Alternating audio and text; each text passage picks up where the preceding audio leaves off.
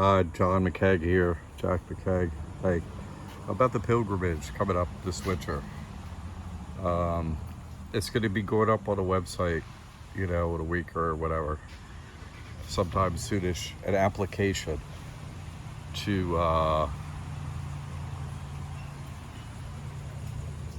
go to India. So keep an eye on that. And I'm shooting for February, March of this year, 2024. So this winter. And so if you wanna go, you're gonna need a passport and a visa for India, and they give them for 30 days, I think, or they give them for 10 years, and they're about the same price. It just takes longer, I think, a little bit longer to get the 10 years one. So start soon, get the 10-year one. That allows you to go in and out of India for the next 10 years. So, from America. Which, if you go to India, you're going to want to go again if you're, if it doesn't kill you or whatever, probably. So just think about it. And get that done if you're really interested. I'm not saying, the government could block us going, obviously, from like COVID, you know what I mean? Like, every time I go or whatever, there's some crazy stuff going on. So just know that, like, they did the Fort Lauderdale shooting the day I was supposed to fly out the first time I went to India, out of that airport that day. So I'm just telling you to prepare ahead of time and get your information ahead of time. Not bring my name up if you contact, to get information. Don't bring me up to the Baba Center, nothing like that. Anyone's are allowed to go to the tomb, but I'm not allowed to go, probably, to stay at the Mare Pilgrim Center in, it's like Ahmednagar, or Mehrabad. Anyway, everyone that goes should pretty much stay there, except for if you have children. I think they have a restriction there. Men stay on one side, women stay on another, but you mix in the,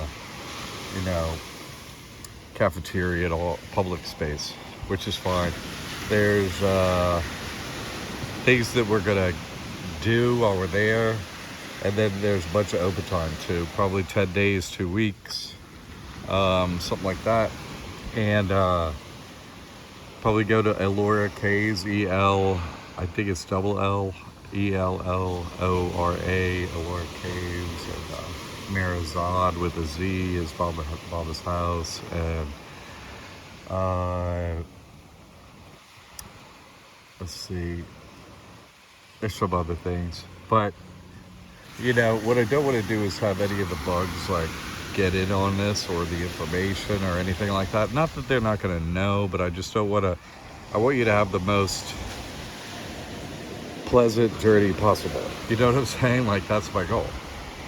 And you get the most information possible and the most out of the pilgrimage. Why take a pilgrimage? Because you're, stuck spiritually, and you want to be judged now instead of on Judgment Day. Hey, what am I supposed to be doing? Like, a pilgrimage is for that. God lets you know, and if you're not, God don't let you know, that means you're doing what you're supposed to be doing. So, I remember the first time I touched that tomb there in Mehrabad, that's when I met with God and all that. And the next day, like, I would say 50 people witnessed it, because I did it at, the time 7 a.m., which is 7 a.m. and 7 p.m., and I think this happened at 7 a.m. No, it happened at 7 a.m. And, because I had just got there.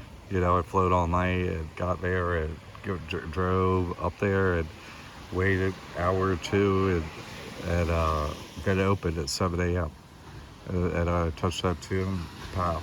That's where I saw God and all that. So I'm just saying, like, but the next couple of days, no one spoke to me at all about it, even though they all watched it, they all witnessed it.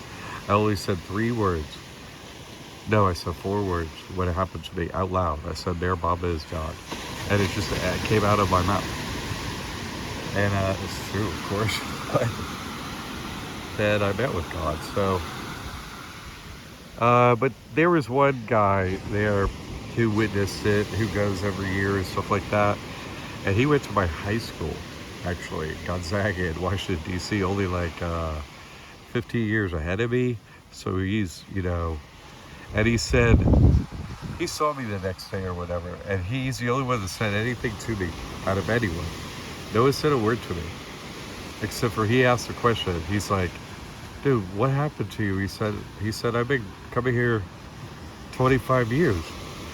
Nothing happened to me. What happened? And so I told him, and no one said a word to me after that. Not a word. No one ever said any of the Baba lovers. They quit talking to me. So all of them, everyone there, they quit speaking to me. Period. In fact, they said I couldn't.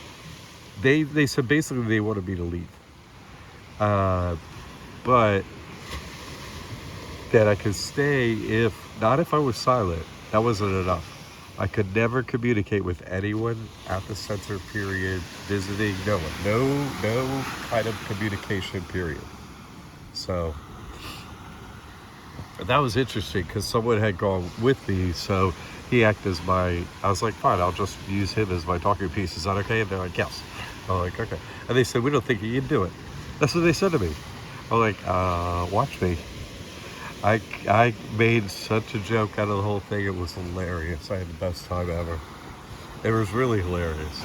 The silence and like being forced to do it. There was a woman in the like giant, dining hall and stuff like that. And I was sitting there forced to be silent, right? And she's like, hey, Jack, it's me, And then I'm sitting across from the guy, right? And like, you have to tell her, And he starts telling her, he can't speak to you because the center says he can't speak. He's not allowed to communicate and stuff. She's like, Jack, it's me. And I don't look at her or nothing. You know what I mean? I don't look. I don't turn to my left. She starts screaming. She starts like yelling in this place. Like, why won't you talk to me? What's wrong with you? And he's the guy across from me patiently, like, explaining it to her again, And she was so upset. She had gone all the way there, and she knew me from Asheville. You see what I'm saying? And they wouldn't let me communicate with her, period. And so, well, she didn't come with me, so, you know what I mean? So they didn't want me to advance her in any way, or nothing. They don't want me interacting with people, period. Like, in any way communicating. That's what the orders were. So, what does that mean? That means first I need someone who's going to be a liaison, or this trip is just not going to happen, because I want, pretty much, if you can stay at the Pilgrimage Center, you should. It's a wonderful place. They treat everybody wonderful, well, except me, but I'm just saying, they really do. Your meals and everything are totally looked after. The place is spick and span. They cater to Westerners. They're very understand if you have a reaction to Baba, and you know what I mean? They do the right thing. They did the right thing to me. They knew who I am. They're like, they're like, why would you come here again? I was like, well, not for me, obviously, for other people, like to bring them to God. And they're like, they just don't want me doing that. But they don't want me there. You see what I'm saying? I guess because they want each individual to have their own experience with that aspect of God that is buried there. You know what I mean? God the Father or whatever. Their problem.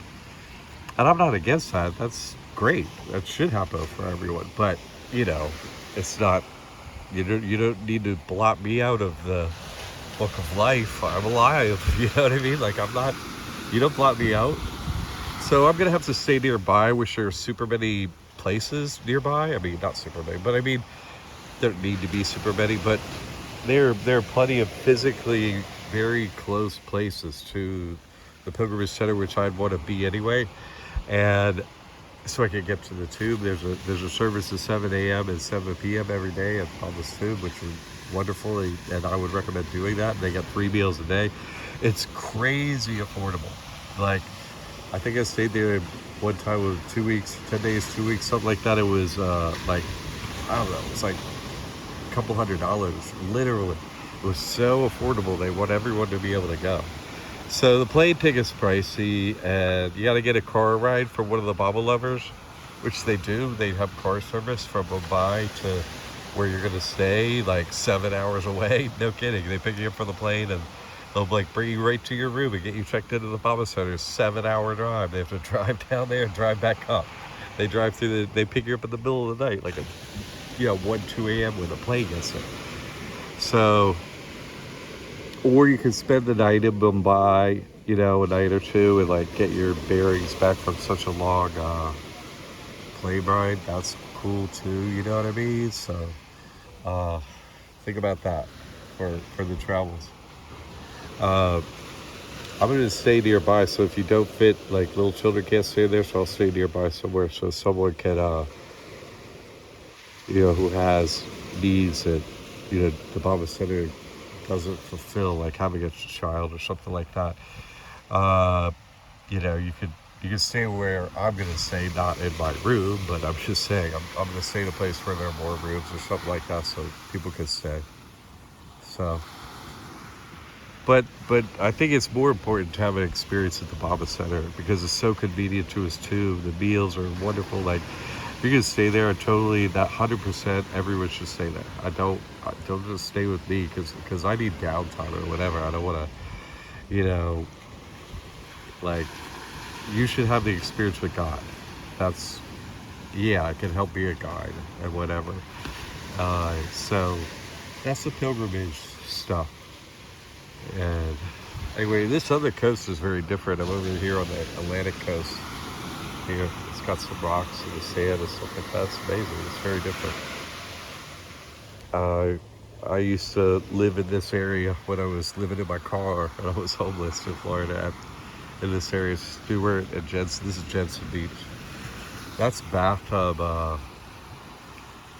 Beach because these rocks go out down the line down there and form a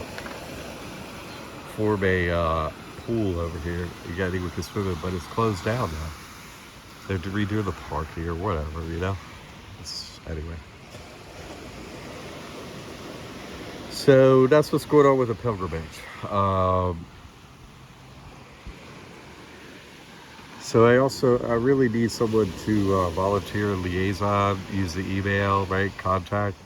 And if someone wants to help with being that liaison, and basically I need you to email, get information, get okays, hey, this many people is okay to come, and sort of make those plans generally and stuff like that. Individuals will have to make their own plans, you know what I mean? But I want to, I need someone to help sort of guide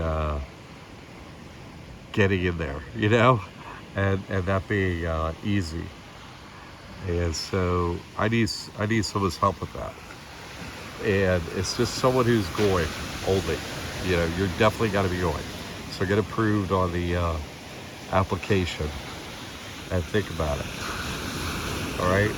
Because it can't happen without that. So it just can't. So, that's the necessary role.